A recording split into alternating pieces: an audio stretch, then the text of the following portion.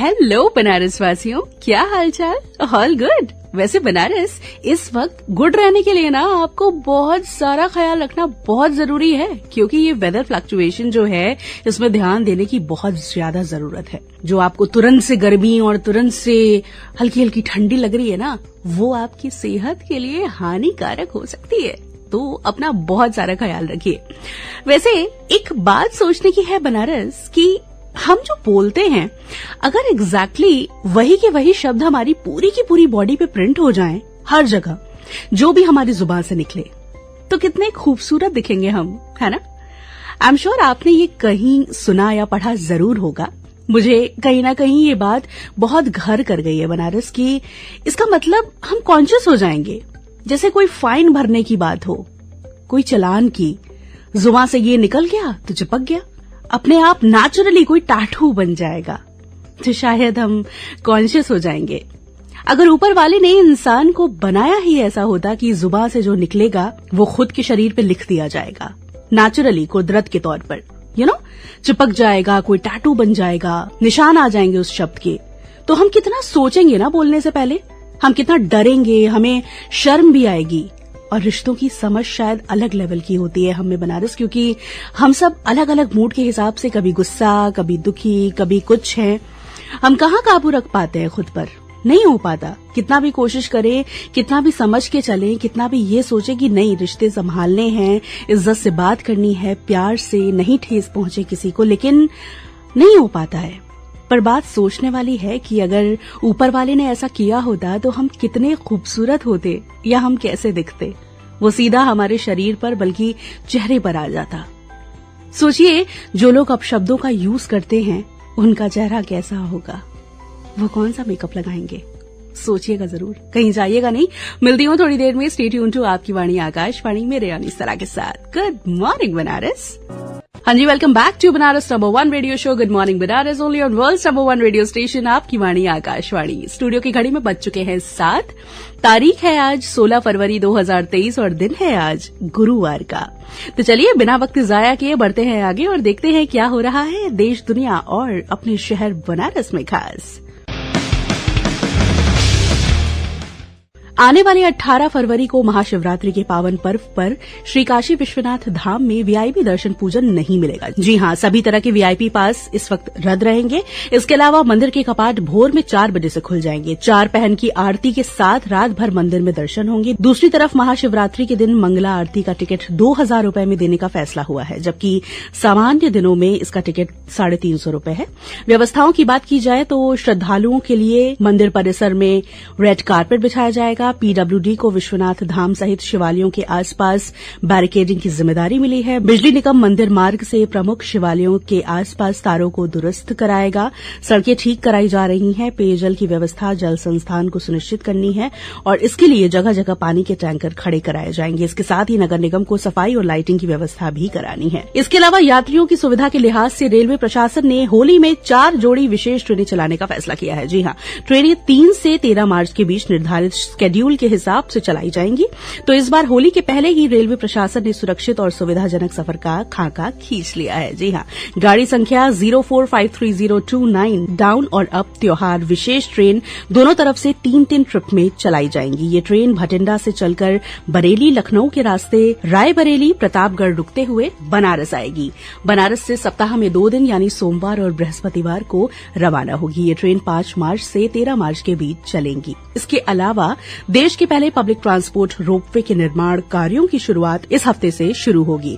इसके लिए cantt station से सर्वप्रथम यूटिलिटी शिफ्टिंग का काम किया जाएगा। वाराणसी विकास प्राधिकरण, संघ कार्यदायी संस्था और अन्य विभागों के अभियंता आज साइट का सर्वे करेंगे। इसके बाद काम शुरू होगा। रोपवे परियोजना के प्रथम चरण के काम को शुरू करने के लिए वीडीए ने शासन से बजट की मांग की थी और शासन से बजट मिलने के बाद अब इसकी कवायद तेज कर दी गई है। यूटिलिटी शिफ्टिंग में सबसे पहले रोपवे स्टेशन और टावर टावर के लिए चिन्हित स्थान से भूमिगत सीवर पाइपलाइन सप्लाई, पानी सप्लाई की पाइपलाइन, बिजली, टेलीफोन के तारों को हटाने का काम किया जाएगा।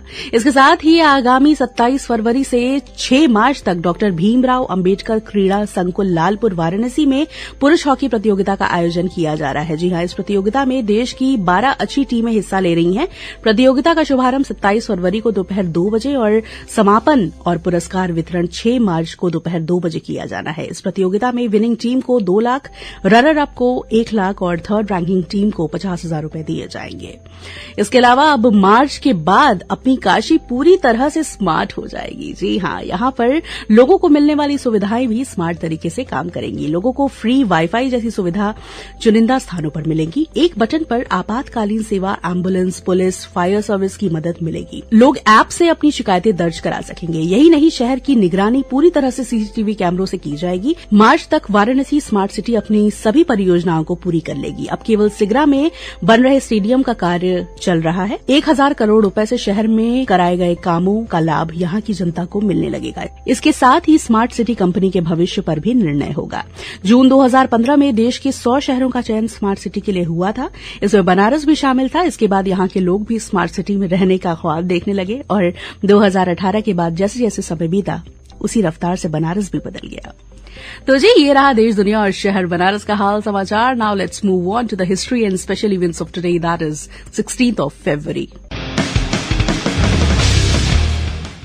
ईयर 1969 में मिर्जा गालिब की 100वीं पुण्यतिथि पर डाक टिकट जारी किया गया। Jawaharlal Nehru international gold cup football tournament का आयोजन ईयर 1982 में पहली बार कलकत्ता में किया गया। इसके अलावा हिंदी के सुप्रसिद्ध कवि, साहित्यकार और लेखक सूर्यकांत त्रिपाठी निराला का जन्म साल 1896 में हुआ था। इसके अलावा 1944 में हिंदी सिनेमा के पितामह दादा साहब फाल्के साहब ने इस दुनिया को अलविदा कह दिया था। इसके साथ ही अगर स्पेशल इवेंट्स की बात करूं बनारस, तो आज है नेशनल आलमंड डे। जी हां, यानी राष्ट्रीय बादाम दिवस। और देखिए, हम लोग बादाम को हर रूप में पसंद करते हैं। दुनिया भर में ये मेवों में सबसे अधिक मांग वाले खाद्य पदार्थों में से एक है और हमारे रेगुलर डाइट में तो ये बादाम जरूर से शामिल होना बनता है। तो चलिए, आज नेशनल आलमंड डे पर हमसे कुछ खास बातें शेयर करने के लिए मेरे साथ इस वक्त जुड़ चुकी हैं अपने शहर बनारस की one of the best senior dietitian and nutritionist doctor Rekha Gupta ma'am. मेरे सभी सुनने वालों को नमस्कार। मैं रेखा गुप्ता, सीनियर डाइटिशियन। आज आमंड या बादाम डे है। ये हर साल 16 फरवरी को मनाया जाता है। चलिए ये जानते हैं कि ये आमंड डे क्यों मनाया जाता है। ये इसलिए मनाया जाता है जिससे हर कोई जाने कि बादाम में क्या गुण है और हमें इसे क्यों इस्तेमाल करना चाहिए। आमंड या बादाम को हम एक सुपर फूड मानते हैं, एक ऐसा पावर हाउस जिसमें सब तरह के न्यूट्रिएंट्स हैं। इसमें प्रोटीन भी है, इसमें फाइबर भी है, इसमें विटामिन ई है, इसमें अच्छे फैट हैं और इसमें एंटीऑक्सीडेंट भी है। तो ये एक पावर हाउस है। ये हमें हर तरीके का हेल्थ बेनिफिट देता है, हर तरीके से हमारे हेल्थ को बेनिफिट देता है। तो इसका सेवन हमें रोज करना चाहिए।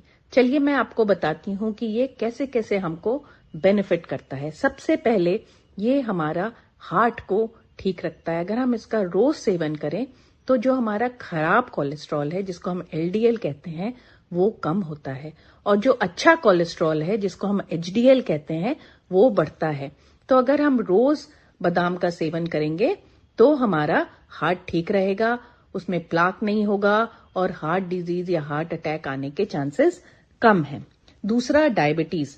तो अगर हम रेगुलर बादाम का इस्तेमाल करें तो क्या होता है कि HbA1c जो 3 महीने का ब्लड शुगर बताता है वो कम होता है और रोज में भी इसमें हमारे ब्लड शुगर में कमी आती है क्योंकि इसमें बहुत फाइबर्स होते हैं। तीसरा है, हमारा बॉडी वेट भी कम होता है क्योंकि इसमें ऐसे सेल्यूलोज और फाइबर हैं जिसको खाने से हमारा पेट काफी देर तक भरा रहता है और हमें ज्यादा भूख नहीं लगती है। चौथा, ये ब्रेन में भी बहुत काम करता है। ये ब्रेन की एक्टिविटी बढ़ाता है, ब्रेन का इंटेलिजेंस बढ़ाता है। इसीलिए आपको याद है बचपन से माँ लोग जो हैं वो हमेशा बादाम देती हैं बच्चों को जब छोटे होते हैं तो घिस के देती हैं, उसके बाद स्कूल जाने के पहले जरूर बादाम खिलाती हैं। उसके बाद ये हमारी बोन हेल्थ, हमारे बोन को भी काफी अच्छा लगता है क्योंकि इसमें काफी कैल्शियम की मात्रा भी होती है। ये हम प्रेगनेंसी में भी महिलाओं को देते हैं। इससे जो फीटस है, जो होने वाला बच्चा है, और माँ दोनों की हेल्थ अच्छी रहती है। तो बादाम को उनको पीस के दूध में या ऐसे ही भी खाने को दिया जाता है।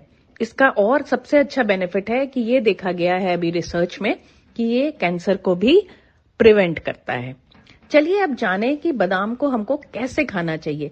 ये एक बड़ी मिथ्या है। कुछ बोलते हैं पानी में भिगा के खाना चाहिए, कुछ बोलते हैं कच्चा खाना चाहिए, कुछ बोलते हैं इसको छिलके के साथ खाना चाहिए, कुछ बोलते हैं इसको बिना छिलके के साथ खाना चाहिए। तो मैं आपको बताती हूँ कि कैसे खाना चाहिए। आप इसको प्लीज छिलके के साथ खाइए।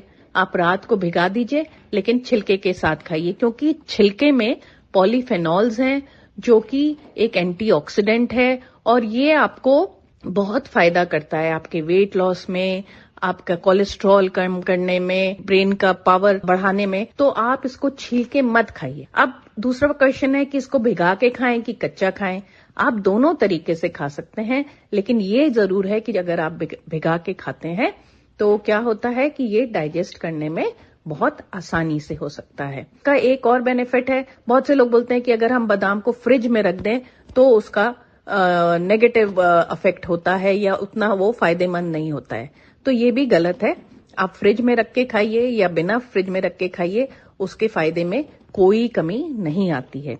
कुछ बोलते हैं कि अगर हमने बादाम को रोस्ट कर दिया तो उसका फायदा कम हो जाता है। ऐसा नहीं है। हाँ, उसका पानी जो अंदर का है वो कम हो जाता है, तो वो ज्यादा डेंस हो जाता है। तो यहां तक हो सके उसको नॉर्मल में ही खाइए, रोस्ट करके मत खाइए।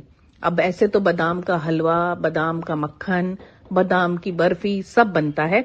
हाँ, उसमें फायदा तो है लेकिन उसमें बादाम कम और चीजें ज्यादा होती हैं, तो उससे मोटापा बढ़ने के चांस होते हैं। तो मेरा ये एक सुझाव है आप सभी के लिए कि कम से कम 5 बादाम रोज सुबह भिगा के छिलके के साथ जरूर खाइए। ये आपको हर तरह का हेल्थ बेनिफिट देगा। Happy almonds day. Thank you so much पैम for joining us.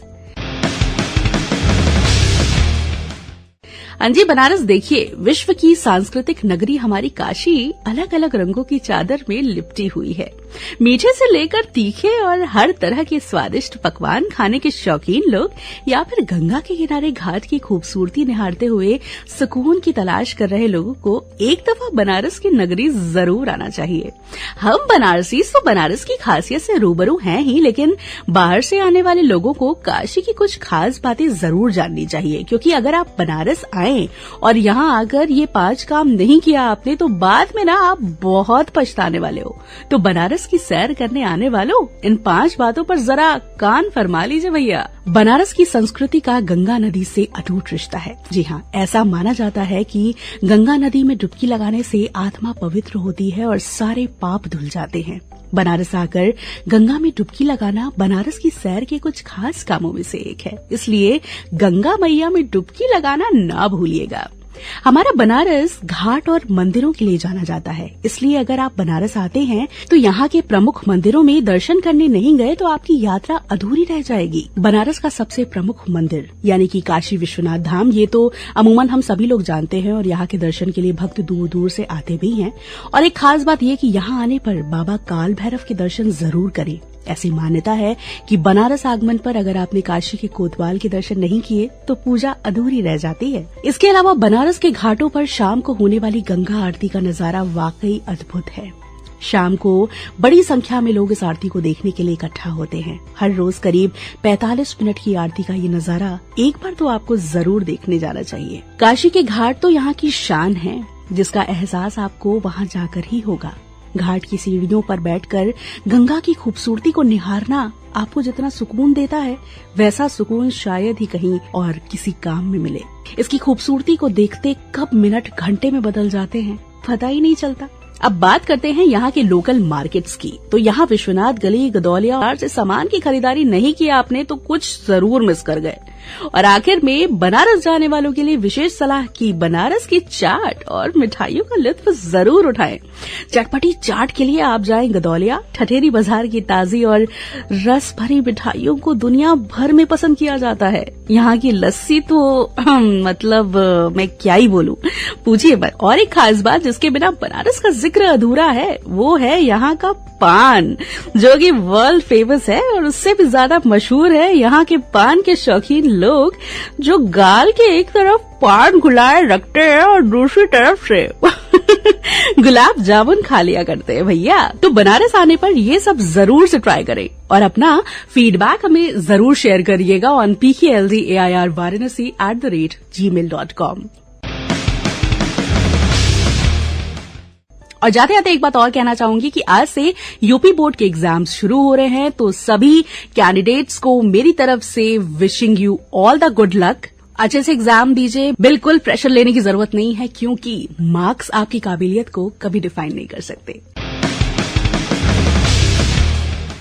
तो बस अब छोड़े जा रही हूँ आपको विद दिस ट्रैक। मिलूंगी आपसे 8:45 पर मधुरिमा के साथ। अब से थोड़ी देर में यानी 7:20 से प्रादेशिक समाचारों का सिलसिला जारी रहेगा हमारे गोरखपुर केंद्र से। So now this is Sana heading of. खुश रहिए, प्यार बांटिए और 24 घंटे में किसी ना जानने वाले की खुशियों की वजह बनिए। जैसा कि मैंने हमेशा कहा है, कहती हूँ और कहती रहूंगी भी कि बहुत सुकून मिलेगा, ट्राई जरूर कीजिएगा।